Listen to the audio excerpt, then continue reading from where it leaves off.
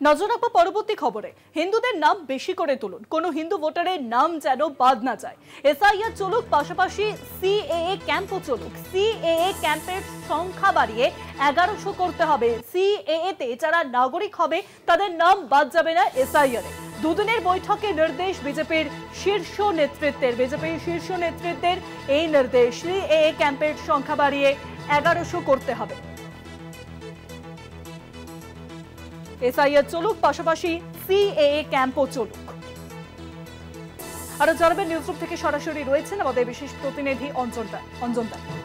দেখো, গতকাল এবং আজ মিলিয়ে দীর্ঘ বৈঠক চলে বিজেপির, দফায় দফায় বৈঠক চলে।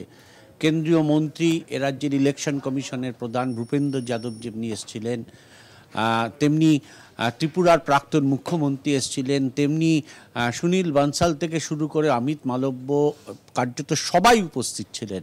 একসময় শুভেন্দু অধিকারী, সুকান্ত মজুমদার সহ বিভিন্ন নেতৃত্ব উপস্থিত ছিলেন।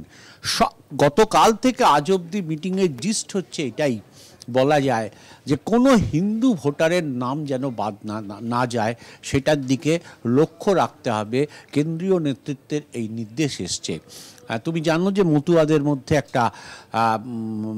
একটা আশঙ্কা দেখা দিয়েছে যে তাদের নাম বাদ যাওয়ার ক্ষেত্রে, ফলে স্বাভাবিকভাবে খুব স্পেসিফিক্যালি কেন্দ্রীয় নেতৃত্বের এই নির্দেশ এসছে। তার পাশাপাশি পরিষ্কার বলে দেওয়া হয়েছে যে এসআইআর যেমনি চলবে তেমনি সিএও চলবে। সিএর ক্যাম্প মিনিমাম 1100 করতে হবে এবং এই ক্যাম্পগুলো থেকে নাগরিকত্ব দেওয়ার কাজে যেন কোনো ভুল ত্রুটি না থাকে, এটা জেনে নেবেন। মানে পরিষ্কার নির্দেশ যে সিএর মাধ্যমে যারা নাগরিক হবে এসআইআরে তাদের নাম বাদ যাবে না। কেন্দ্রীয় নেতৃত্ব এটা পরিষ্কার করে দিয়ে গেছেন রাজ্য নেতৃত্বকে। এবং মিডিয়া সেলের সঙ্গে যখন বৈঠক করেন মিডিয়া সেল, সোশ্যাল মিডিয়া, তাতে পরিষ্কার বলা হয়েছে যে এআই এর ওপর নির্ভর করবেন না, বাস্তবতাকে তুলে ধরুন।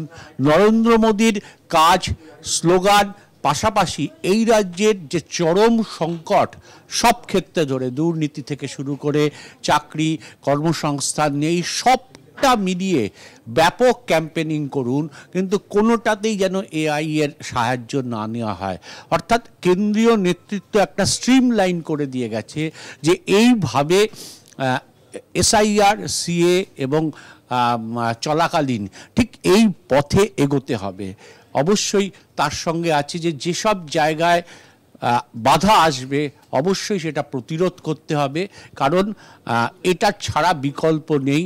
আমাদের মূল লক্ষ্য নির্বাচন, ভোটার তালিকা যাতে সংশোধিত হয়, ভুয়ো নাম, মৃত ব্যক্তির নাম যাতে বাদ যায়, যারা অন্য রাষ্ট্রের নাগরিক রয়েছেন তাদের নাম যেন বাদ যায় এবং কোনো হিন্দুদের যেন নাম বাদ না যায়, এইটা পরিষ্কার করে দিয়ে গেছেন রাজ্য নেতৃত্বকে কেন্দ্রীয় নেতৃত্ব। অনেক ধন্যবাদ অঞ্জন দা। নিউজরুম থেকে সরাসরি ছিলেন আমাদের বিশেষ প্রতিনিধি অঞ্জন রায়।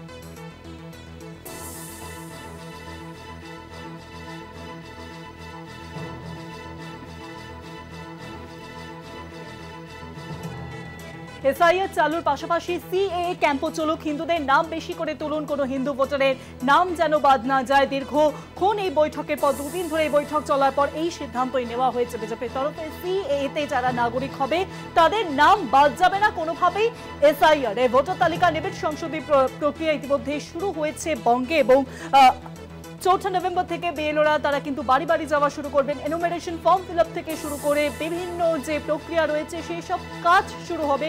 আর সেই আবহে এবার এই মন্তব্য।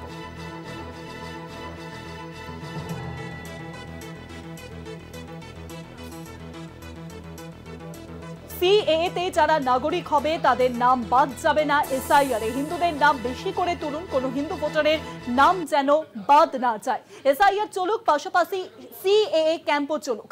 সিএএ ক্যাম্প বিজেপির তরফে কিন্তু চালানো হচ্ছে জেলার বিভিন্ন প্রান্তে এবং সেই নিয়ে সরব হয়েছে তৃণমূল কংগ্রেস। কেন সিএএ ক্যাম্প চলবে এবং সেই সিএএ ক্যাম্পে গিয়ে নাগরিকত্ব পাওয়ারও কিন্তু প্রশ্ন উঠছে। যখন এসআইআর প্রক্রিয়া শুরু হয়ে গিয়েছে, বঙ্গে এসআইআর ঘোষণা হয়ে গিয়েছে, 4 নভেম্বর থেকে বিএলওরা কাজ শুরু করবেন, সেই আবহেই কিন্তু এবার এই নির্দেশ দেওয়া হচ্ছে।